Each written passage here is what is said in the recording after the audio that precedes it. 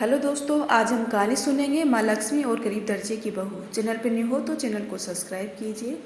एक गांव में सपना अपने पति रामचंद्र के साथ रहती थी। सपना की सास कलावती बहुत तेज थी। उसे सपना पसंद नहीं थी। एक दिन कलावती ने रामचंद्र से कहा, कलावती बेटा, तेरी बहू दिन भर केवल घर का काम करती है। इसे कह यह भी कुछ काम करे जिससे पैसा आए। तू अकेला कितनी मेहनत करेगा? रामचंद्र, माँ यहाँ गांव में क्या काम मिलेगा? वैसे भी मैं इतना कमा लेता हूँ कि तुम दोनों को कुछ करने की आवश्यकता नहीं है। यह सुनकर कलावती बहुत गुस्सा हो जाती है। कलावती की यह बात सपना सुन लेती है। अगले दिन जब रामचंद्र अपने काम पर चला जाता है तो सपना अपनी सास से बात करती है। सपना, माँ जी, मैं भी काम करना चाहती हूँ। आप एक काम कीजिए, आस पड़ोस की औरत से कह दीजिए कि मैं सिलाई बहुत अच्छी करती हूँ। जिसे भी कपड़े सिलवाने हो मेरे से सिलवा ले। कलावती सारे गांव में कह देती है।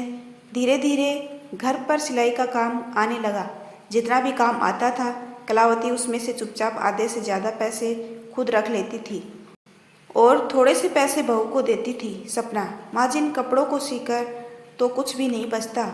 गांव वाले हमें नया जानकर कम पैसे देते हैं। जितने पैसे आते हैं वे तो इन्हीं कपड़ों को सीने में खर्च हो जाते हैं। सपना यह नहीं जानती थी कि उसकी सास बहुत ज़्यादा पैसे रखकर उसे थोड़े से पैसे देती थी।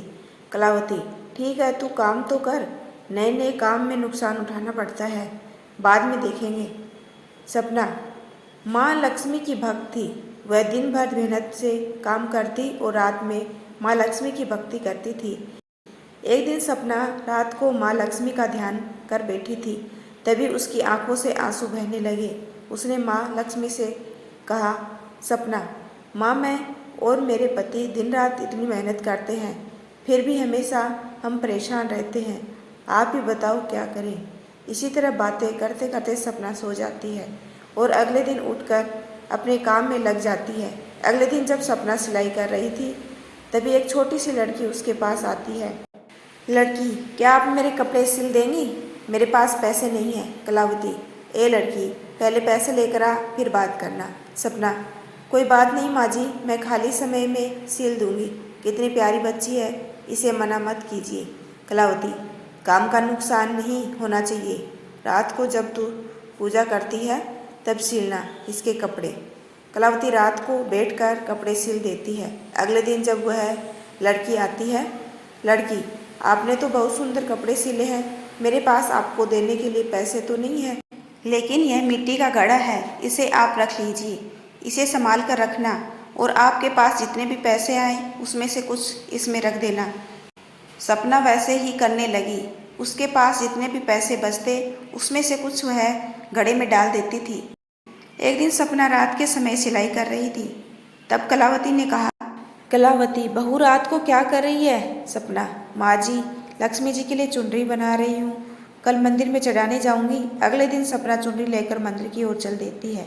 रास्ते में उसे वही लड़की मिलती है। लड़की, अरे यह तो बहुत अच्छी चुनरी है, आप मेरे लिए लाई हो क्या? सपना, नहीं बेटी, ये तो मैं माँ लक्ष्मी के लिए लाई हूँ, तुम्हारे लिए ऐसे ही बना दूंगी। लड़की, नहीं, मुझे तो यही चाहिए, आप यह मुझे दे दीजिए। समझ लेना, माँ लक्ष्मी को दे दी। सपना के बहुत समझाने पर भी वह नहीं मानी और सपना से चुनरी लेकर चली गई। सपना मंदिर में पूजा करके वापस आ गई।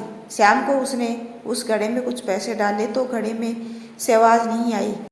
सपना, माँ जी, घड़े में मैं जब भी सिक्के डालती थी घड़े से सिक्कों की आवाज़ आती थी, आज आवाज़ नहीं आई। कलावती, देख ले, कोई सिक्के निकाल कर तो नहीं ले गया? सपना ने घड़ा खोला तो देखा घड़ा सोने के सिक्कों से भरा है। उसे विश्वास नहीं हुआ। वह माँ लक्ष्मी के सामने बैठ गई। सपना, माँ यह क्या चमत्कार है, इसमें तो थोड़े से सिक्के थे, फिर इतना धन कहाँ से आया? तभी सपना ने देखा माँ लक्ष्मी की मूर्ति में वही लड़की चुनरी ओढ़े दिखाई दी। सपना रोने लगी। उसने कहा, सपना, माँ आप स्वयं मेरे घर आई और मैं आपको पहचान न सकी, मुझे माफ़ कर दीजिए। इसके बाद सपना, उसके सास कलावती और रामचंद्र तीनों माँ लक्ष्मी की दिन रात पूजा करने लगे।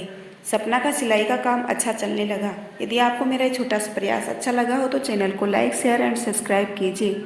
आपका अपना कीमती समय देने के लिए दिल से धन्यवाद।